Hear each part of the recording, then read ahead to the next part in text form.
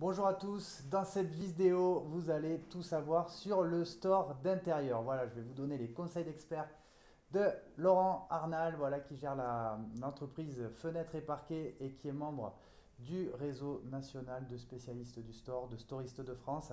Avant ça, abonne-toi tout de suite à la chaîne pour ne rater aucun conseil pour améliorer ton habitat.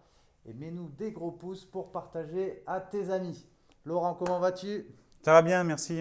Quel conseil peux-tu donner donc pour choisir son store d'intérieur?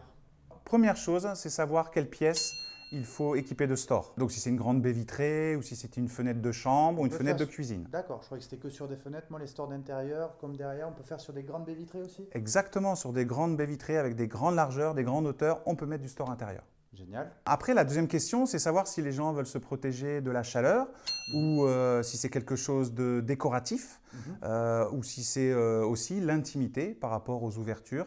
Je pose cette question et en général, après, je conseille selon ces critères.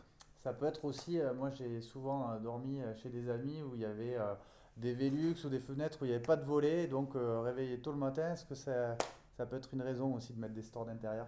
Oui, exactement. On peut occulter la lumière du jour et même en fenêtre de toiture, donc avec des stores d'intérieur. Magnifique. Alors après, il y a le mode de fonctionnement du store.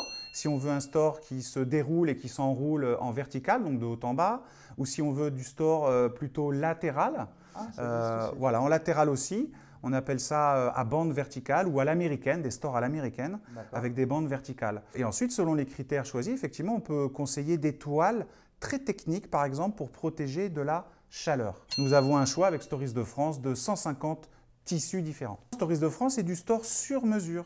Et donc, bien sûr, toutes les dimensions sont possibles, enfin, dans un certain, un maximal et un minimum, mais aussi des formes spéciales, comme des trapèzes, souvent qu'on retrouve dans les vérandas. Nous avons des stores adaptés en forme de trapèze, Comme celui-ci? voilà, pour occulter un peu la lumière du jour.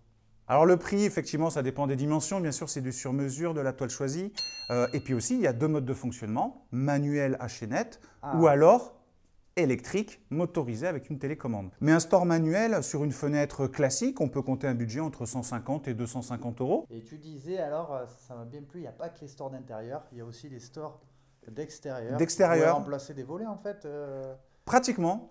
Alors en D'accord. fait, ce sont des stores, effectivement, les mêmes stores verticales Mhm. qui se mettent en extérieur. Ça apporte une meilleure protection contre la chaleur. Eh oui. Elles sont très souvent motorisées, Mhm. puisqu'en extérieur, ça évite de sortir dehors pour le manœuvrer. Et ça apporte une plus grande protection solaire. Donc voilà, pour des cas très techniques, on propose ça. Sur la véranda peut-être du coup, quand on peut avoir chaud dans les vérandas. Le store d'intérieur est souvent demandé pour justement protéger sa véranda. En plein été, effectivement, à travers les vitres, il fait très chaud. Donc le store, c'est la solution. Merci beaucoup Laurent, voilà c'était les 3 conseils d'experts pour tout savoir sur les stores d'intérieur. On espère que vous avez apprécié, en tout cas mettez-nous des gros likes, cliquez sur le bouton abonnez-vous et n'hésitez pas à contacter Laurent pour vos futurs stores. À bientôt, au revoir.